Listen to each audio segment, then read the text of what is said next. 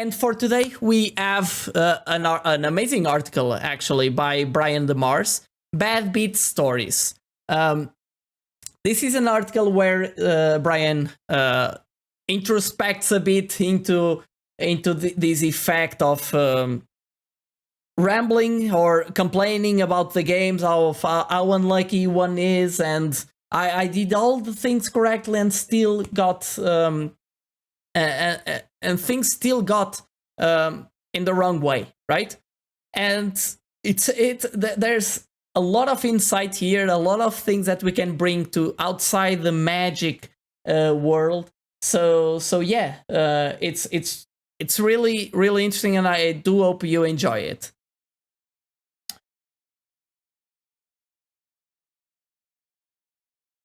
Each event had different styles as rewards. Okay, so yeah, I probably should have looked into that if I wanted to collect all the styles. So now I really hope they put it on the store, because like I don't want just the negates. But yeah, looking into the article, so the situation that the author picks at is, so he was preparing to a tournament.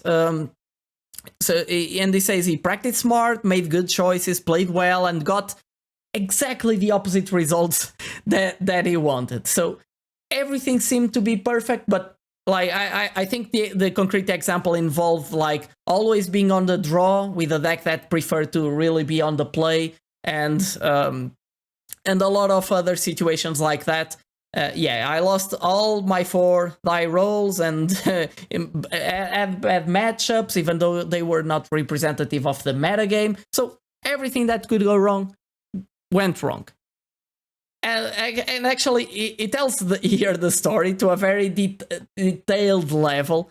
But then he says, if your eyes glazed over while reading that paragraph, or got 2 sentences in and skip the rest, don't worry, that was the point. So it's like the author really wants us to come to the realization as like by ourselves to the fact that bad beat stories are not really constructive in any way. They don't bring value. They don't bring value to anyone, and that's where the rest of the article dives into. They don't bring value for the for who's telling the story, nor for who's listening to the story, right? Even more if who's listening to the story is the opponent who just won the game, right? It's just, oh, you got so lucky. You all know that people. That, oh, you got so lucky, you got, I could have won.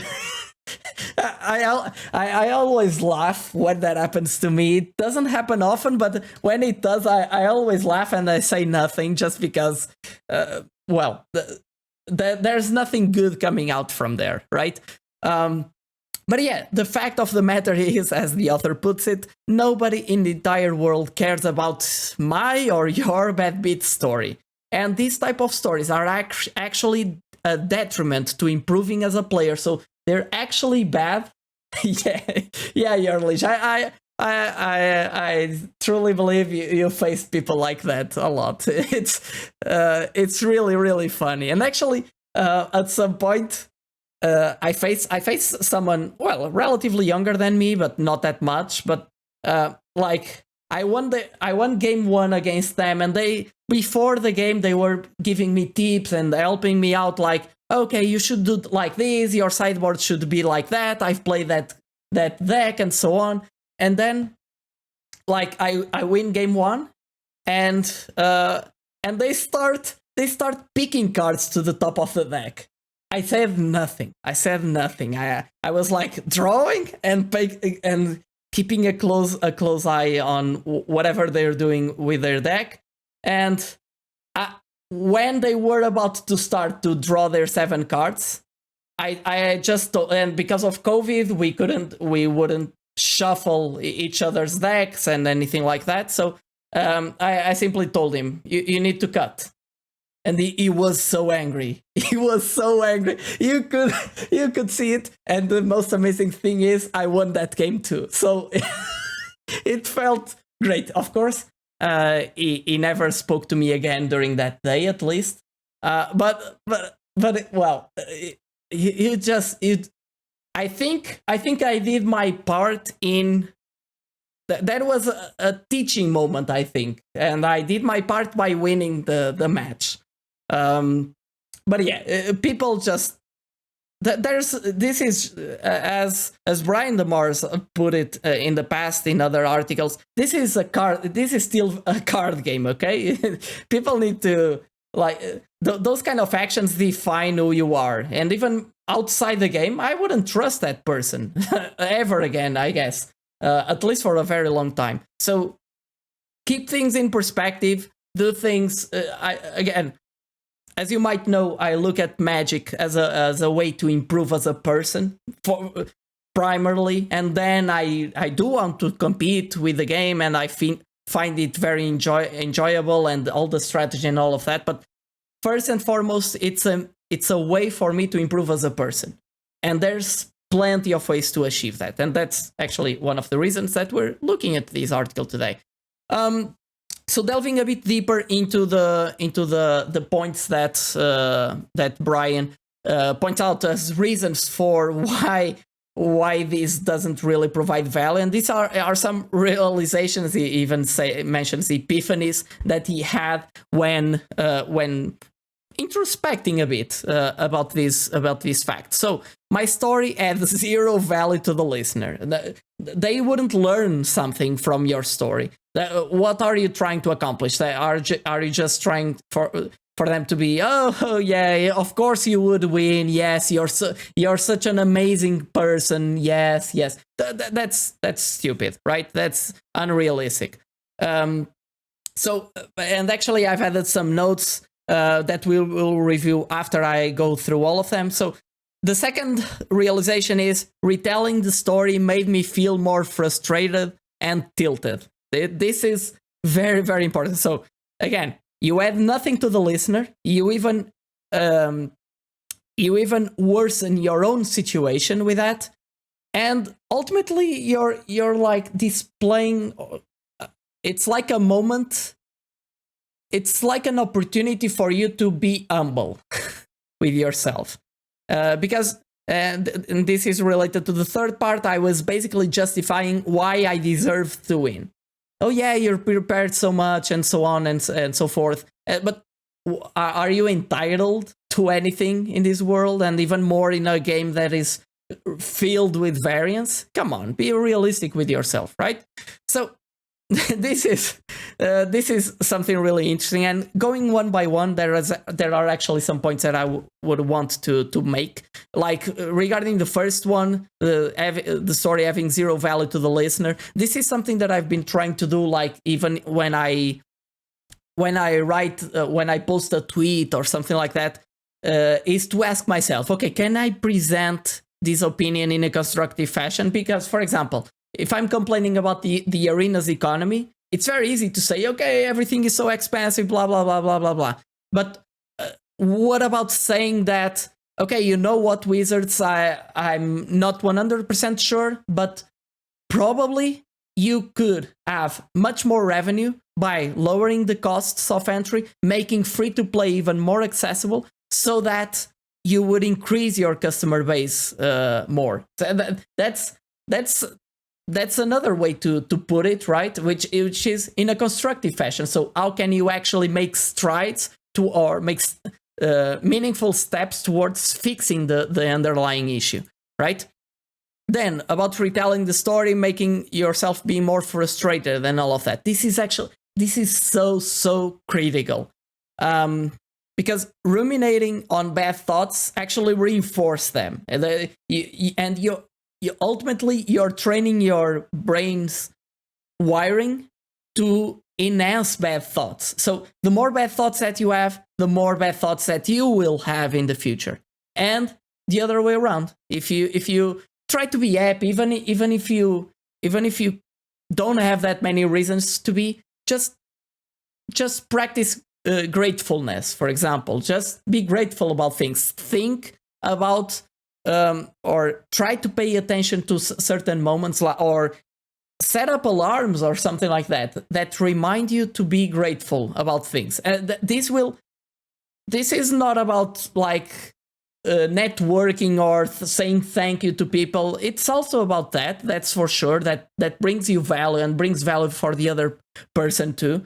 But ultimately, you're reinforcing good thoughts. And again, this is also something a bit related to meditation. Something that you learn when doing meditation is to, like, at every single moment of your thoughts, of your day, whatever, you can stop there and begin again. You can just breathe in, breathe out. Okay, why was ask yourself, why was I feeling like this? What was I feeling?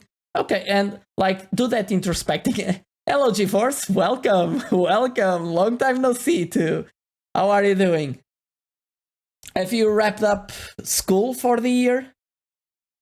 You were having some exams and stuff like that. How did the badminton test go? But yeah, ruminating on bad thoughts attract bad thoughts, and you're actually. This is something also interesting to note, which is, and that's something that I felt a lot. Like when you're playing to the best of your abilities in Magic, you get a win rate like 60% or something like that, depending on who are your opponents. But when you're not in the right mindset, oh Jesus, that plummets that plummets very, very rapidly to zero. Because Magic, if you play well and your opponent plays well, yes, it can be mostly determined by the top decks, by the top of your decks, like the top 10 cards or whatever. But if you're not focused, if you're not there, and if you're ruminating on how tilted you were and how unfair that match was, whatever, that's costing you percentage points like crazy. Okay, so if you're playing like this and you're concerned about swapping a single card in your sideboard to get alpha percent in win rate, focus on this. The mental side of it, you should have it optimized, because it's where at least on my view, it's where you can get the most edge in Magic, to be honest. And even more at the local gameplay store, local game store, because you have a lot of people in there that become tilted, that they don't really focus, and that happens. People that feel entitled they should win against the new guy, So that happens. That can happen a lot. And lastly, justifying why I deserve to win. Yeah, be humble. Be realistic with your skills. Try to do these kind of introspections like Brian is doing and understand what's your place, right? Badminton test was weird.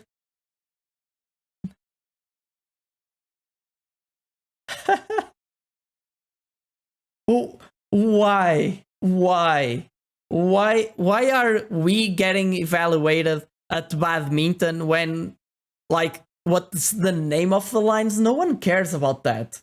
Come on, like they should focus on having people getting exercise and promoting exercise and promoting a good lifestyle and all of that. Not like testing what's the name of the lines and whatever. Jesus Christ, that's what are schools training you for? It's like to participate in Who Wants to Be a Millionaire or something. I don't really understand. Okay, so maths and physics tests, but those are the ones that you like. So I understand that.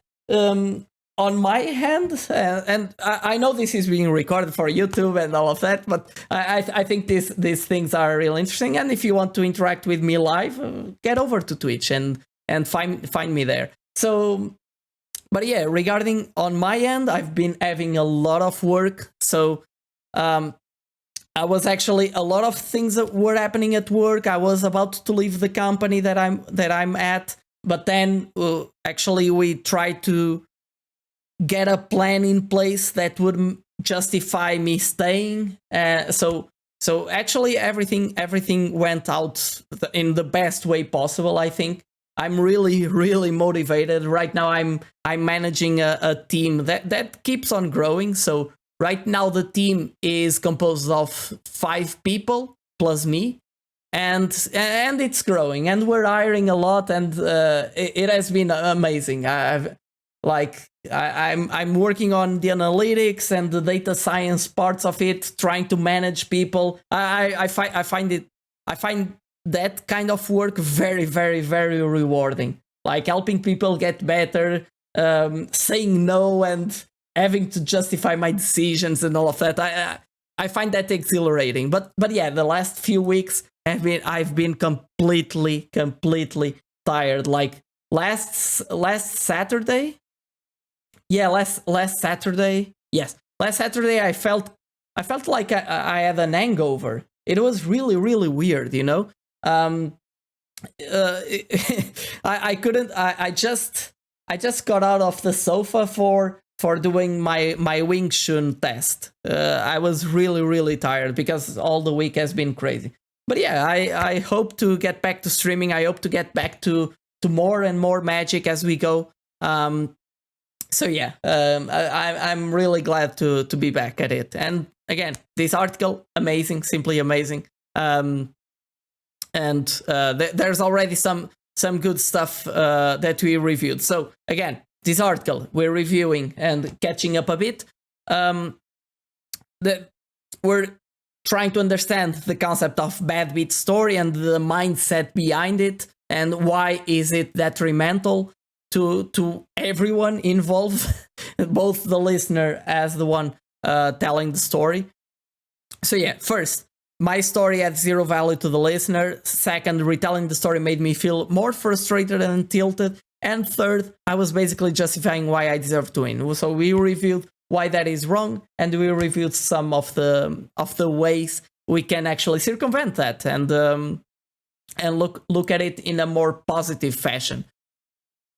And of course, it's also important to distinguish what is a bad beat story, the kind that has no value, and asking for people for advice, or telling somebody how you got killed by a ridiculous combo or something like that. I find those situations really funny, and I laugh a lot about my losses because sometimes it's a lot of mistakes from my part, and I'm a bit harsh on myself on that. But other times, like the opponent makes the perfect combo, and I just laugh with them. I like to see it like that. So yeah, asking for advice, it's a constructive way to do it, right? Trying to understand again. And we will talk about that a bit down the road, the difference between problems and circumstances. So problems are things that you can control, that you can improve on, that you can act on, and circumstances. So things that are outside your control, like what are the top 10 cards of my deck? Well, you should ensure that you shuffle your cards properly, but other than that, it's out of your control, or at least it should be. It should be out of your control. Okay? No crazy stuff, please. Oh, come on. Yeah. We can definitely have a discussion about the schooling system, because I think it kills creativity a lot, and it's just crazy. It's so inflexible, you know. I understand the idea of having, and that's why I like one of the parties in Portugal, political parties, that is. And I like the idea of having schools being able to set virtually for the most part their own programs, while ensuring there are some tests or an underlying skeleton, a minimal thing, but people should be much more free to, like, instead of doing a series of math exercises, each group presents a different concept, a different math concept or something like that, and they go in depth and they really understand. That's much more engaging. We would have less maths drop off and stuff like that. So yeah. Oh, thanks. Please share on the Discord, GeForce. That's awesome. That's awesome. By the way, why I don't have Nightbot running? Weird. Let me just check if it's running. So, inspire me. Are you awake, Nightbot? I can manage, said Frodo. I must. Oh, damn, that's a harsh one. Yeah. Okay, nice. So Nightbot is awake. That inspire me function. I think it's really interesting. So, moving forward, entitlement. I hope that you don't mind these digressions. I know on stream they look better, and I really like to do this. But on YouTube, if you don't like them, yeah, please say on the comments down below, and we can work on that on better formats maybe. But yeah, moving on, entitlement. This is like. This is very, very important, because when you think that, okay, I kept a 3-lander, never drew the 4th land, oh, my opponent did so many mistakes, I would have drawn a land, if I drawn a land I would win so easily, and all of that. But you know what? It works both ways, right? you don't complain about the times that you win, because that happens to your opponent. That's how variance works, right? So be real, right? Have you ever beaten somebody that was clearly better than you with a superior draw to theirs? Yes, so realize that it works both ways. So I don't see myself, recapping the story that I was telling previously, I don't see myself as a better player than the one cheating, but well, I managed to win. I played relatively well, but that doesn't really matter ultimately. They might be better, but again, it works both ways. Variance gets both ways, and variance, it's actually quite broad in Magic, okay? More than in chess, for example. Another myth that I like to dispel is that practicing smart and hard, playing well, and choosing a great deck, so doing everything right for an event, equates to tournament success. That is not true. So, actually, the author uses an expression: you can do everything right to the best of your ability and still lay an egg. That's a funny one. But yeah, you don't control everything about Magic by definition of the game, and if you're controlling everything in Magic, you're rigging the system most likely, and you'll be penalized for that. So Magic culture tends to embrace this ideology that something more or better could have done in order to influence the outcome of a match.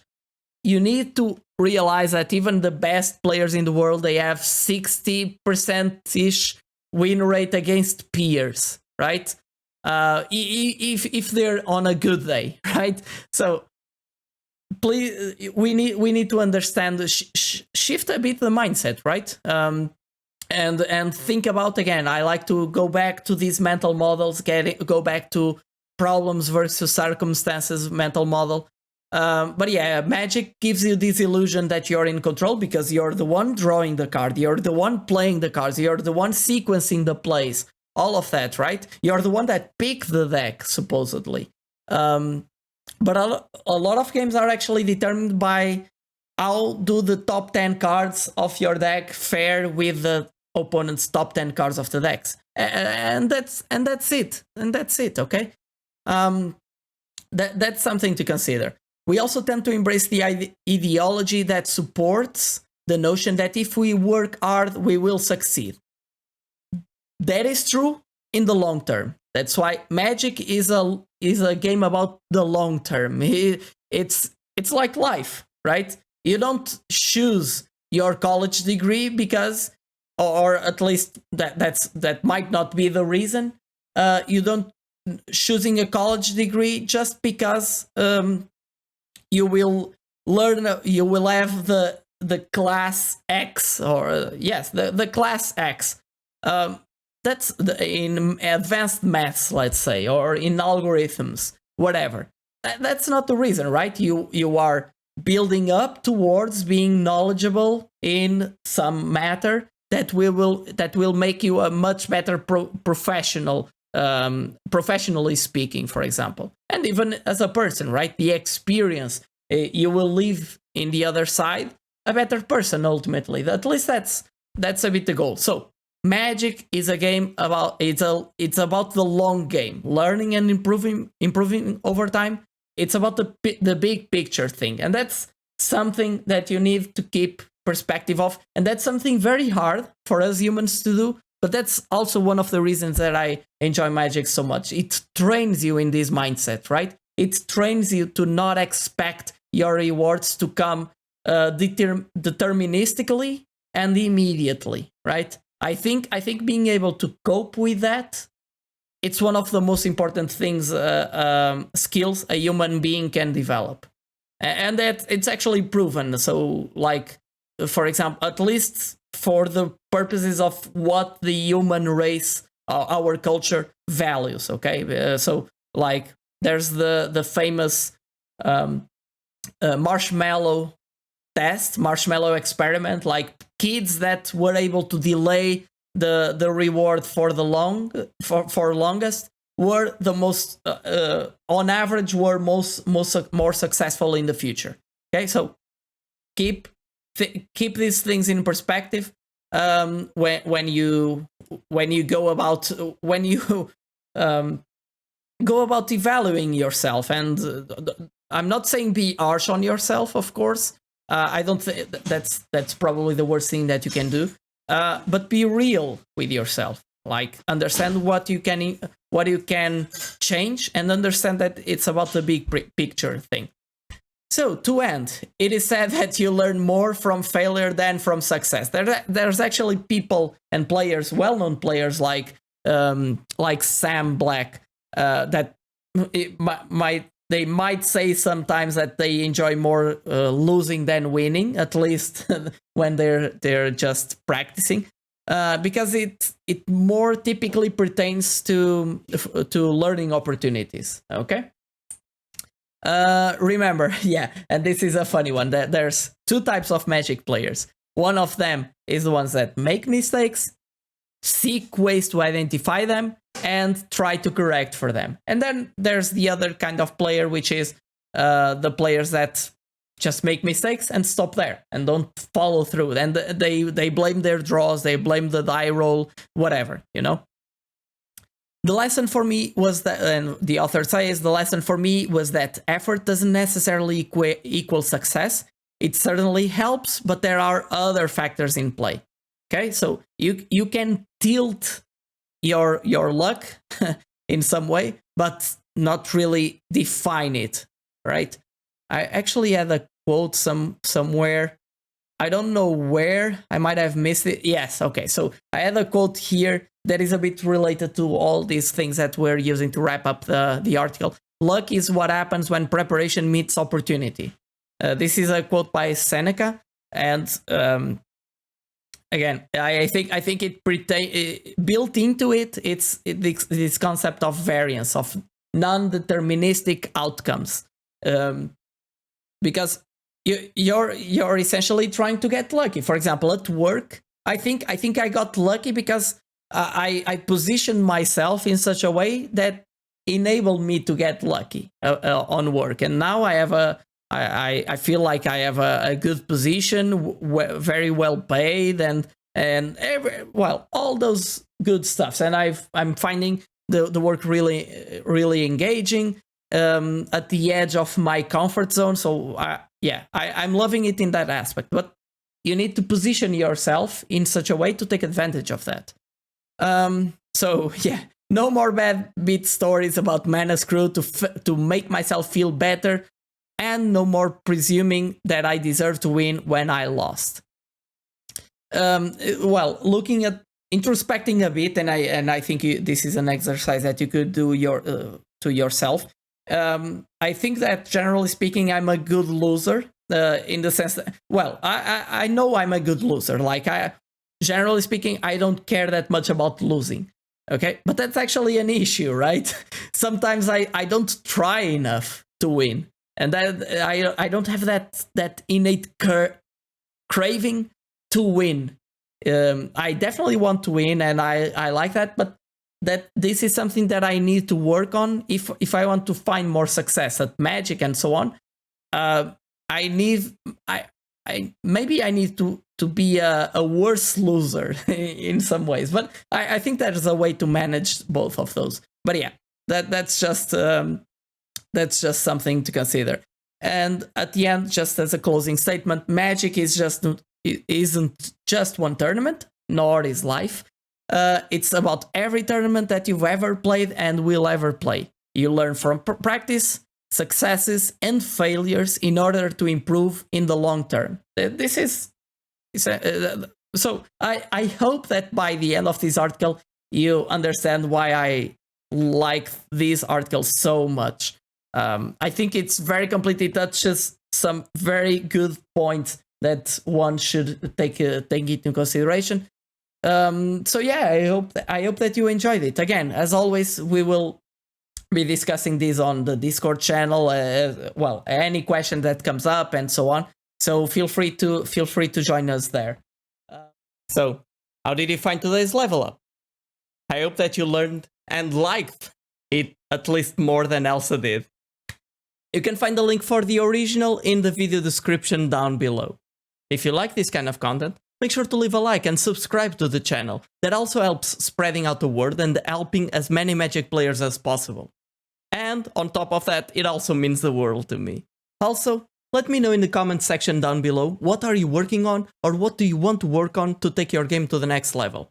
We might just gear our future level up reviews towards that. I do also stream on Twitch, so if you want to interact with me live, head over to twitch.tv/DiogoJapinto. We're building an awesome community in there, and we would definitely love to have you around. Thank you for joining, and see you next time. Planeswalking out!